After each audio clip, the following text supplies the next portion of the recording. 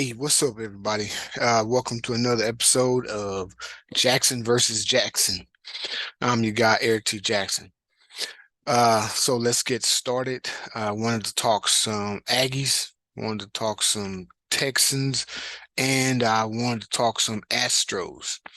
Okay, so first up, let's talk some Aggies. Okay, they were back at home after about a month or more, and they were versus an Ole Miss team that is pretty doing good. 8-1 now. They were 7-1 coming into the game, ranked number 15, and we had a new starting quarterback, Connor Weigman. His first start of his college career. He's a true freshman.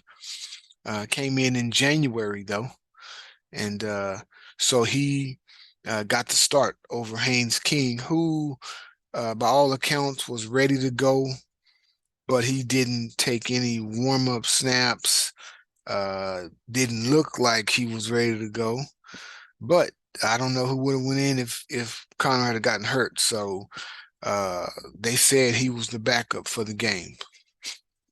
Uh, but Connor got the start, and from the very first snap, he looked much different than Max Johnson or Haynes King, much better than Max Johnson or Haynes King.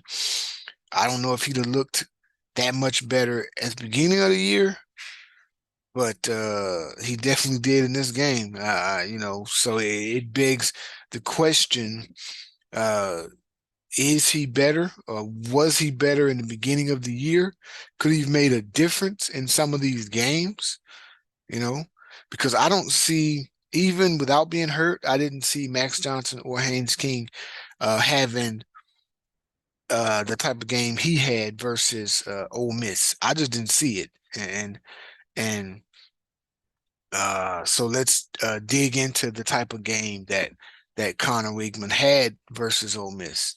Okay, first thing you notice, the first thing I noticed is he was like 9 of 10 on his first 10 throws, and not just dink and dunks. They were down the field type throws, and they were lasers. They weren't anything where he was lost in the ball or throwing off his back foot, as Haynes King so loved to do.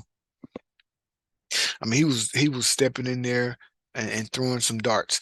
But also the O-line did seem to block better for him, to me, than they ever did for Johnson or King. But maybe that was just Johnson and King being so jittery in the pocket. It made the O-line seem like they weren't blocking that well. But uh, he seemed to have a clean pocket for the most part, and he delivered.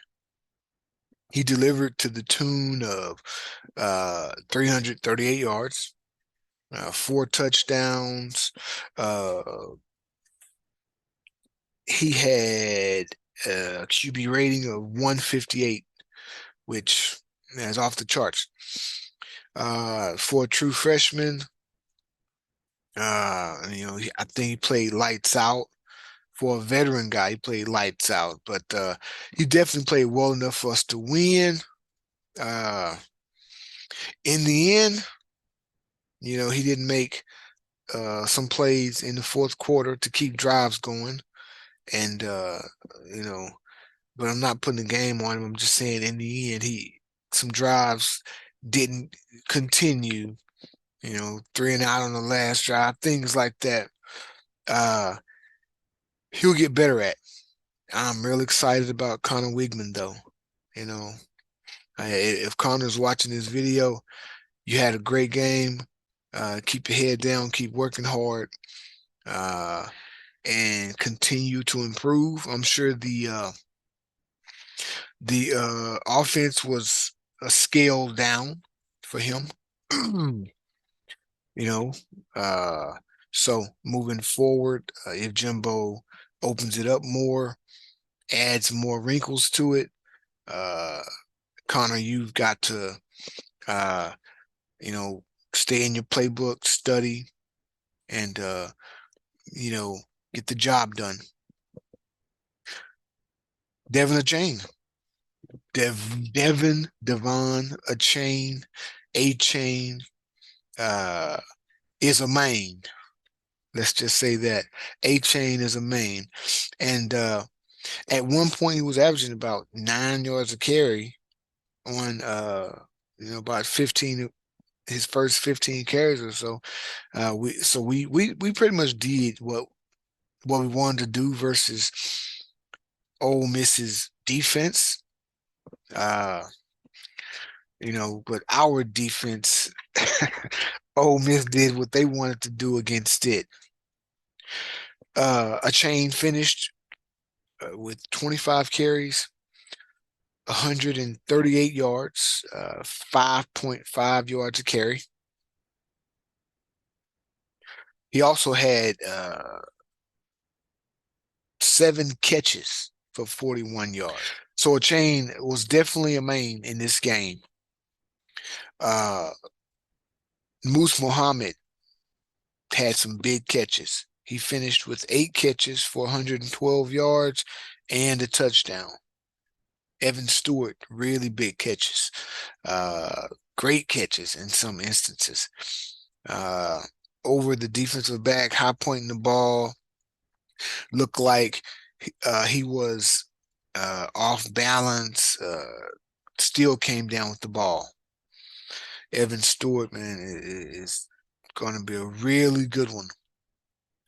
And if he continues catching the ball from Connor Weigman, him and Moose Muhammad are going to help this offense tremendously. So in the beginning of the year, I said that Jimbo's offense wasn't really built to score 40 points a game, right? Because he just likes to run the down ball and chew up clock and, take a deep throw every once in a while. Well, 28 points, and they left a lot of points out there with the true freshman who probably had the playbook scaled down tremendously. If he continues on this track, scoring between 21 and 35 points a game, I think it is what the expectation could be and should be. Again, he's a true freshman. This might be his Zach Calzada moment. You never know. Remember Zach Calzada, 14 for 14 against Alabama to start, defeated Alabama. Yeah, that Zach Calzada. And then he regressed back to below the mean. And this is Connor Weigman's first game, so we don't really have any any negatives to equate his game to, like we did with Zach Calzada before that Alabama game and after. So all we have is positives to think about and to hope for with Connor Weigman. And so hopefully he continues on this trek and we win the national title next year. Texans. What can I say about my Texans? I'm a ride or die Texan. This is a Aggies sweatshirt. All right. But I wore my Texan sweatshirt last video. And so I'm definitely a ride or die type of guy for my teams.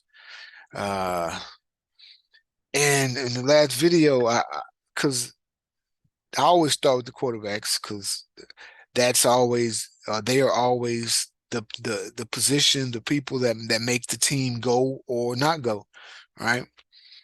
And my last video last week, Davis Mills threw for over 300 yards, and he looked better than he had looked, in a while, and that was something that I thought could propel him forward or continue moving forward This game, he looked like he was injured. Now, I don't know if you guys noticed that, but Davis Mills, he was missing, like pitch and catch. He was missing, like no pressure, wide open. The ball was sailing on him, and I hope he's not injured, but he definitely looked injured. And I picked him up right after last week because I had Matt Ryan in fantasy football and he got shelved. So I picked up Davis Mills and he gave me negative points in the first quarter. I said, what's going on? And he didn't give me very many points for the entire game because he didn't do very much for the entire game. Uh, so just looking at uh, Davis Mills' stats, 58.6% completion percentage. I'm surprised it was that high. 17 of 29, 152 yards, which I guarantee you most came on that last drive, that last touchdown drive. When he had some big plays uh, to Cook and Pierce, I believe. But for the most part, the entire game, oh, it was brutal, tough to watch. The Texans end up losing by touchdown, and they were only down by 2 touchdowns majority of the game, which is in NFL circles, 2 touchdowns, is nothing, right? And then in the same breath, it's everything. But this game, it was just how it looked, and it looked terrible. This game, it we couldn't get anything going on offense, and defensively, uh, Derrick Henry ran through us like Swiss cheese, baby. Uh, there was plenty of Derrick Henry moments where he juked us in the open field. He looks like an old lineman, and he's juking DBs in the open field. He looked bigger than a couple of his old linemen. I'm like, boy, this guy is a man. And maybe we were scared to go for his legs because we kept trying to tackle high. I don't get it. And not just a lot of teams try to tackle Derrick Henry high, and they get stiff armed and shouldered and bodied. I don't get that. But uh, we play this guy twice a year, and every time we play him, he's getting uh over 100 yards on us. And he has 6 200-yard games. And I heard this stat on 610 talk radio here in Houston. Uh, LaDainian Tomlinson, Barry Sanders, one other running back. They have 3 games in their careers of 200 yards and 2 touchdowns. Just 3 apiece. Derrick Henry has 6. And these are Hall of Famers. The third one is a Hall of Famer as well, but I can't remember who it is. He has 6 games of 200 yards and 2 touchdowns. He has 4 games against the Texans of 200 yards and 2 touchdowns. Against us alone, one team. That's pretty bad. So we play him a lot, and we don't know how to tackle this brother. And we did have 7, 8 in the box, and he still ran through us. That right there is telling me that we don't want to tackle him. We got 2, sometimes 3 extra people in the box, and he's still, breaking loose, breaking free. Uh, Yeah, I was so disgusted by that, man. But I couldn't turn away. I had to watch, and not because I love the Texans, because I want to see what else Derrick Henry gonna do, And when you start as a fan, when you start trying to see what the other team is gonna do, you start questioning uh your loyalty. I mean, I didn't want Tennessee to win, but I darn sure wanted to see the other team and see what Derrick Henry was gonna do. And if we had to start tackling him, I'd have been like, hold up, Derrick, let me see what he's gonna do. Maybe, I don't know. But uh it was pretty bad, pretty pathetic. Uh I, our defense had some opportunistic plays early on, and the offense couldn't capitalize. See, it's the thing.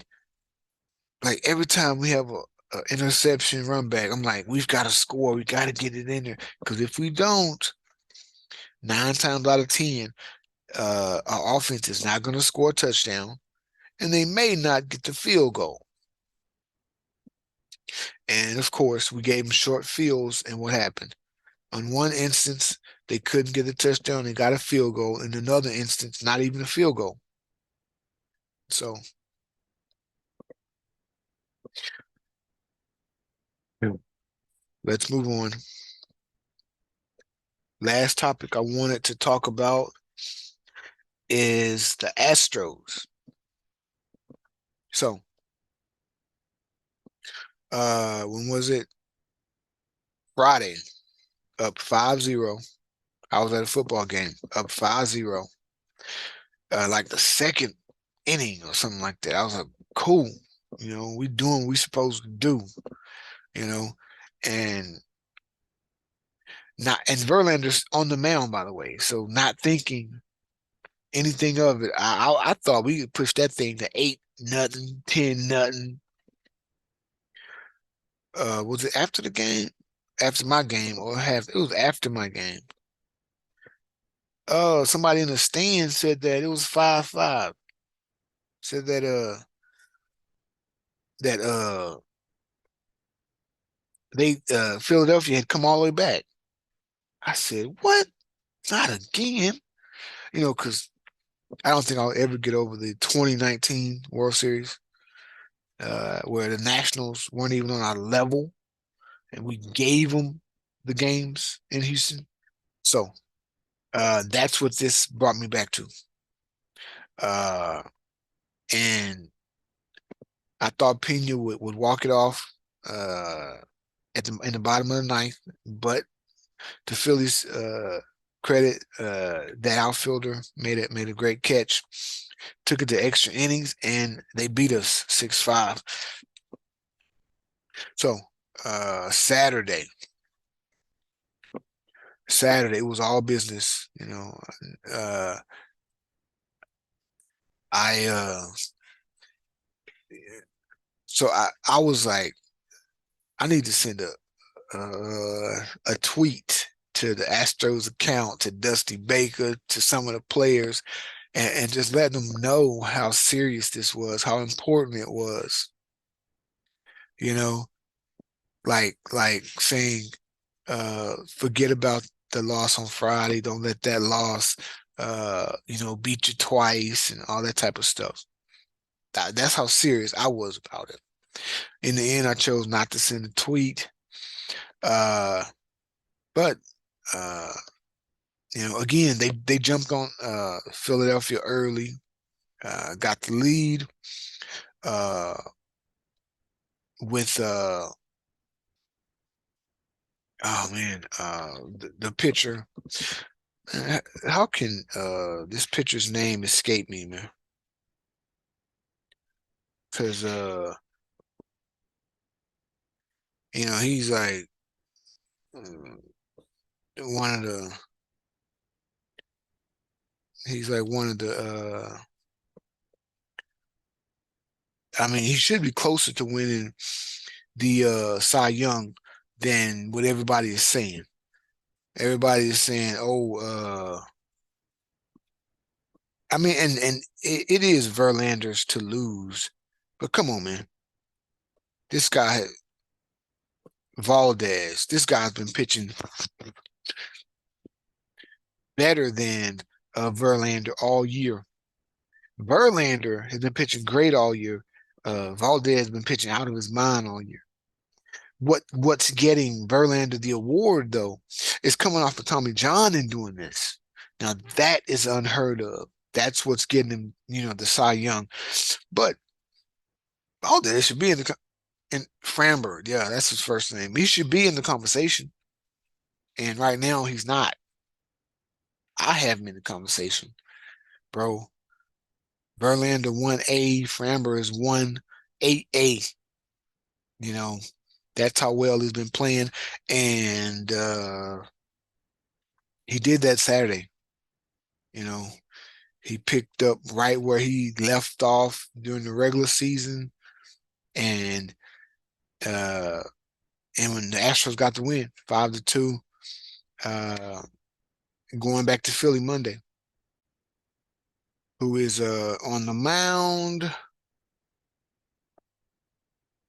who was on the mound Monday. Uh Lance McCullers. Lance McCullers is going to be on the mound Monday and Tuesday, Christian Javier. So there, I remember the top four pitchers. And for a game 5, it will be Verlander again. And hopefully that's all we need. All right. Our bats got to come through. Uh, our pitchers moving forward are much better than their pitchers moving forward. Although their bullpen is probably just as elite as ours, but starting pitching, I think we have the edge in the next 3 games. Uh, so we need to attack quickly, like we did these first 2 games, and then hold on. Uh, I believe we can do it, and I'm gonna ride or die. Find me somewhere to go watch the games, and hopefully the next time I'm talking to you, we're World Series champions. Please like the video, subscribe to the channel if you haven't done so. I'm Erik T.Jackson. This is Jackson and Jackson. Jackson versus Jackson. My man Ajay, uh, not here today. He'll be back soon enough. Uh, Gig 'em. Go Texans. Go Astros.